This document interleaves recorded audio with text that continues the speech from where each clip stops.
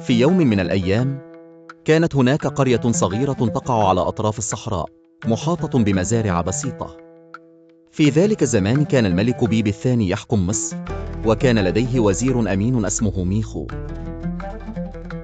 اشتهر هذا الوزير بحكمته وعدله، على الرغم من أنه لم يكن معروفا بين الناس كما هو الحال مع غيره من الوزراء. كانت تلك القرية تعاني من فيضان يأتي كل عام، لكن في إحدى السنوات زاد الفيضان عن حده وبدأ الماء يغمر البيوت والأراضي الزراعية.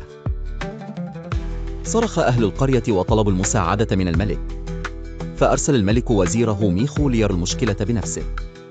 عندما وصل ميخو إلى القرية، شاهد الناس نائمين على أسطح المنازل والمواشي تغرق في الماء.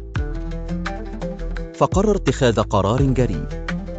استدعى بعض العمال من القصر وترك مسؤولياته جانبا ليبني لهم سدا صغيرا من الطوب الطيني حول القرية، كما ساعد النجارين في بناء قوارب صغيرة لنقل الناس والبضاعة. وبعد أن هدأ الفيضان، كتب ميخو تقريرا للملك قال فيه: العدل ليس فقط فيما يحدث في المحاكم، بل يكمن أيضا في الحفاظ على حياة المزارعين الفقراء. كافأ الملك الوزير ميخو، لكنه رفض الذهب والفضة، وطلب بدلا من ذلك أن تبنى مدرسة للفلاحين في القرية. وبهذا تحقق هذا الطلب وبنيت المدرسة فعلا.